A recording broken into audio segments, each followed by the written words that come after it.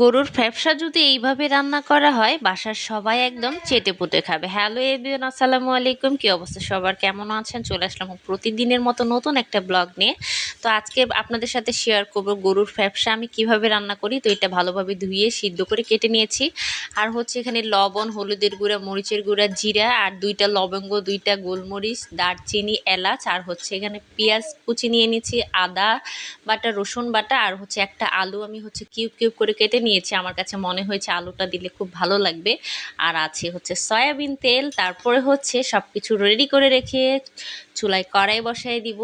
তেল দিয়ে তেলটা গরম হয়ে গেলে গরম মশলাগুলো দিয়ে দিব। গরম মশলাগুলো যখন একটু ভালো মতো মানে গরম হয়ে উঠবে, মানে যখন একটু খুব সুন্দর একটা স্মেল আসবে মশলাগুলো দেওয়ার পরে, তখন হচ্ছে আমি দিয়ে দিব পেঁয়াজ কুচি। পেঁয়াজ কুচিটাকে দিয়ে সুন্দর করে নেড়ে চেড়ে ভেজে নিব। একদম ব্রাউন কালার হওয়া পর্যন্ত ওয়েট করব। আমি হচ্ছে নাড়তে থাকবো যেন পুড়ে না যায়, খেয়াল রাখতে হবে।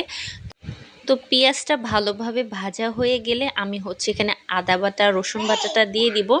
তো দিয়ে আরও কিছুক্ষণ একটু ভেজে নিব, যতক্ষণ পর্যন্ত আদা রসুনের কাঁচা গন্ধটা দূর না হয় ততক্ষণ পর্যন্ত সুন্দর করে আমি নেড়ে চেড়ে ভেজে নিব। তারপরে হচ্ছে দিয়ে দিব একে একে সব মশলাগুলো। যেহেতু আমার সবগুলো একসাথে রেডি করা আছে, তাই হচ্ছে আমার খুব একটা টাইম লাগেনি। আসলে সব কিছু এইভাবে গুছিয়ে তারপর হচ্ছে রান্না করতে গেলে মানে খুব সহজে কিন্তু হয়ে যায়। তো আমি হচ্ছে এখানে সব মশলাগুলো দিয়ে দিলাম আর এখানে দিয়ে দিব সামান্য পরিমাণে পানি। পানিটা দিয়ে মশলাটাকে আমি হচ্ছে ভালো করে কষায় নিব। তো আপনারা কে কিভাবে হচ্ছে গরুর ফ্যাপসা রান্না করেন অবশ্যই আমার সাথে শেয়ার করতে পারেন। আমি হচ্ছে বরাবরই বাসায় এভাবেই রান্না করি। এক একজন এক একভাবে রান্না করবে, এটাই স্বাভাবিক।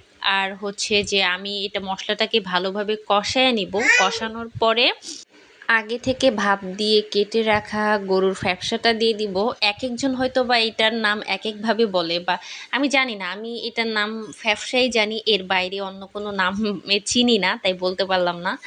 তো আমি হচ্ছে ফ্যাপসাটাকে দিয়ে ভালোভাবে কষায় নিব। আসলে আমি যতবারই ফ্যাপসা রান্না করতে গেছি একটা জিনিস খুবই অবাক হয়েছি, সেটা হলো ফ্যাপসা কষানোর যখন কষানো হয় তখন সব কিছু ঠিকঠাক থাকে, কিন্তু যখন ফ্যাপসাটা না মানে পানি দেওয়া হয় তখন কেমন জানি ফুলে ফুলে ওঠে। আমার কাছে এই বিষয়টা অনেক মজা লাগে। তো ফ্যাপসাটা কষানো হয়ে গেলে সুন্দর করে আমি হচ্ছে এখানে আলুগুলো দিয়ে দিব। আলুটা দিয়ে আরও বেশ কিছুক্ষণ কষায় নিব। আসলে যে কোনো রান্না কষানোর উপরেই কিন্তু মজাটা, তাই না? তো ঠিক আছে, আমি হচ্ছে এখানে ভালো করে আমি কষিয়ে নিচ্ছি। তো কষিয়ে নেওয়ার পরে আমি আরেকটু সামান্য পরিমাণে পানি দিয়ে ভালো করে সিদ্ধ হয়ে গেলে আলুটা তারপরে সুন্দর করে নামিয়ে ফেলবো। আসলে এটা খেতে যে এত মজা হয়েছিল যা বলার বাইরে। তো আমার রেসিপিটা যদি আপনাদের কাছে ভালো লেগে থাকে অবশ্যই লাইক, কমেন্ট, শেয়ার দিয়ে পাশে থাকবেন। আজকে এই পর্যন্ত, আল্লাহ হাফেজ।